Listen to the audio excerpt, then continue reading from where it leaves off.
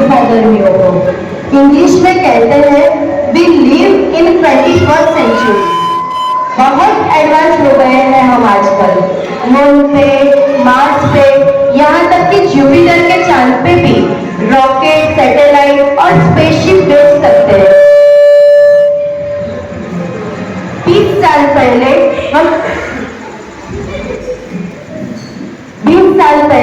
हम सोच नहीं सकते थे कि 10,000 किलोमीटर दूर बैठे परिवार से हम वीडियो पे लाइव बात कर पाएंगे, पर अभी ये सब मुमकिन है।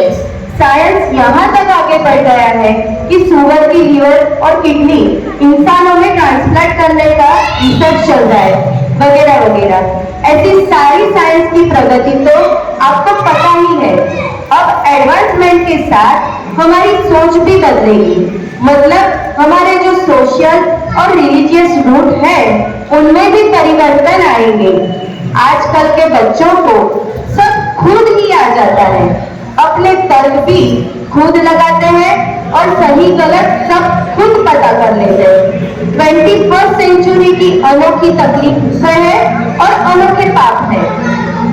टेक्नोलॉजी और सोशल मीडिया का प्रभाव, वेस्टर्न एजुकेशन और कल्चरल का प्रभाव, पर धर्मों का, हिंसक प्रवृत्तियों का जो प्रभाव है, क्या हम उनको अनदेखा कर सकते हैं?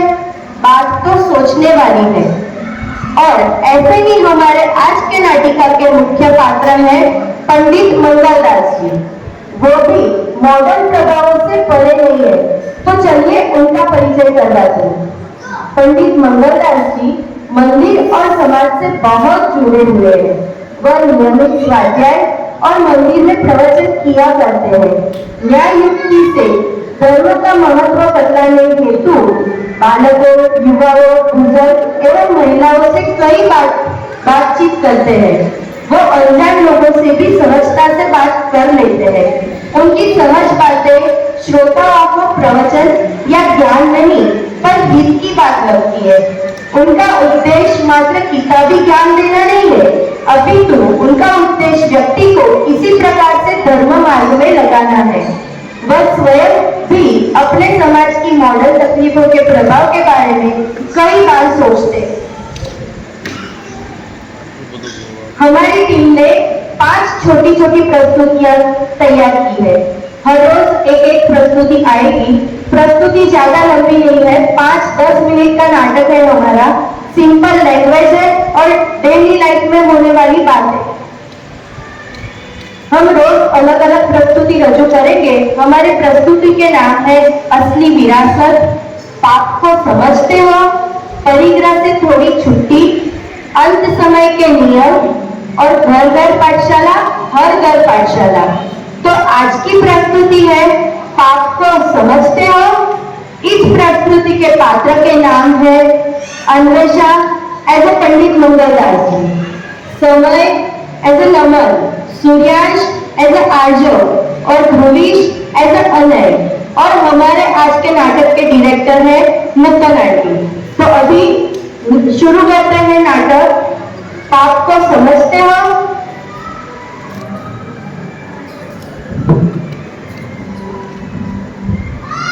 देखो, पंडित जी सोसाइटी के कंपाउंड में वॉक कर रहे हैं और जब थक जाते हैं तो एक बेंच पर बैठ जाते हैं। वहाँ कुछ बच्चे मोबाइल पर गेम खेल रहे हैं और वो भी हमारे साधन के बच्चे। क्या बात है। पंडित जी उन बच्चों को देखकर थोड़े बहला जाते हैं और उन बच्चों को समझाते हैं कि ये गेम खेलना अच्छा है कि नहीं अच्छा है, क्यों नहीं अच्छा है, क्यों खेलना नहीं चाहिए, उससे क्या लाभ है और क्या हानि है। तो इसीलिए हम प्रस्तुत करते हैं हमारा एक छोटा सा नाटक पाप को समझते हो।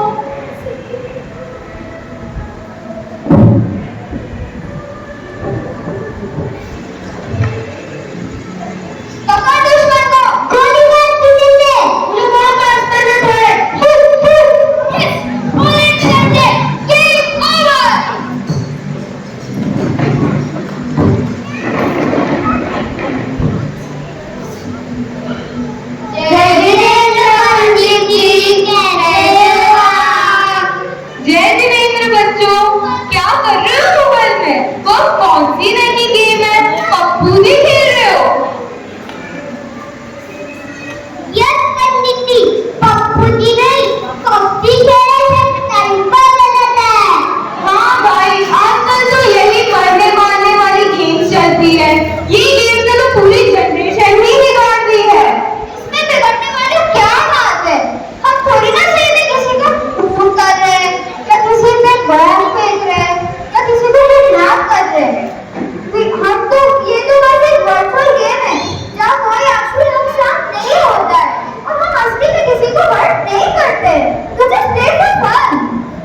खेल भी तो है, हम कहाँ कोई काम कर रहे हैं। अच्छा एक बात बताओ, क्या ये पाप है? किसी की हेल्प करना, पाठशाला जाना, स्वाध्याय करना, कभी झूठ में भी बोलना, पेरेंट्स की सेवा करना, ये तो पाप ही है ना बच्चों।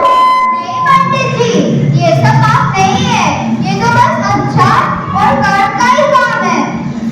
नमन का कहने का मतलब ये नहीं था। एकदम सही, वेरी गुड बेटा। तो आप बताओ पाप किसे कहते हैं? किसी को हर्ट करना, झूठ बोलना, बाहर का खाना खाना, रात्रि भोजन करना, बहुत सारे जीवों की हिंसा कर देना, ये तो पाप ही है ना। पर ये किसी को मन में गाली देना, बुरा सोचना, किसी के साथ बुरा हो जाए ये सोचना भी पाप है। यानी कि हम ये एक्चुअल में नहीं कर रहे, बट सिर्फ सोचना भी पाप है। मुझे नहीं पता ना कि ऐसे बुरे भाव करने से भी हमें पाप मिलता है। तो सोचो, हम जो रोजाना करते हैं, जैसे गेम खेलते हैं, हो सकता है हम एक्चुअल में किसी की हत्या ना करते हो सकता है हम अभक्ष नहीं खाते हो, पर क्या इतने में सारे पाप छूट गए? आप जैसे फोन में वायलेंस वाली गेम खेलते हो, गेम खेलते खेलते बुरे भाव करते हो, उससे भी इतना ही पाप लगता है। भाव से पाप की बात तो समझे, पर पुण्य समझते हो? पुण्य उसे कहते हैं जो हमारे विचारों में निर्मलता लाए। अब आप जो 24 घंटे करते हो, जैसे गेम खेलते हो, उससे अपने विचारों में क्षमता या शांति आती है, या सिर्फ राग, द्वेष, ईर्ष्या, तृष्णा या चिंता का भाव आता है? ये पुण्य कैसे हुआ? और यानी हम धर्म तो नहीं ही, पुण्य भी नहीं करते, तो हम 24 घंटे करते क्या है? पंडित जी, मेरा मतलब पाप ही कर रहे हैं ना। पर पंडित जी, मैं तो रोज मंदिर जाता हूँ, मंदिर जाना तो पुण्य का काम है। सिर्फ मंदिर जाना ही पुण्य नहीं है।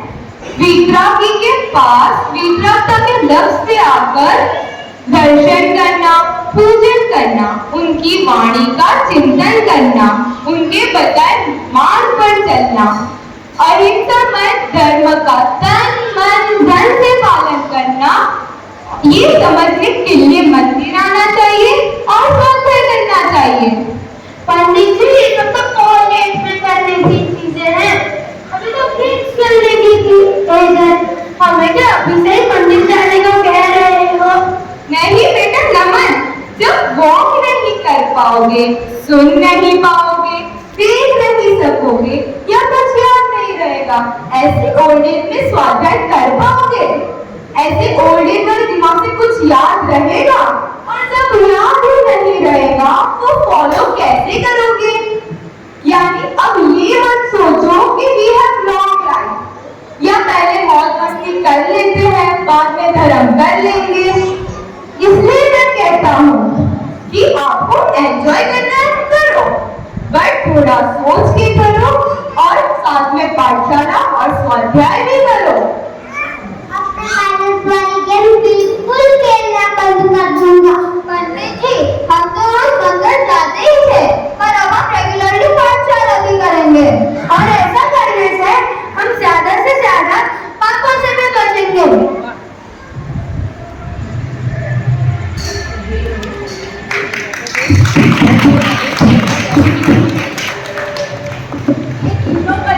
ये तीनों बच्चे तो सिर्फ एक्टिंग कर रहे थे।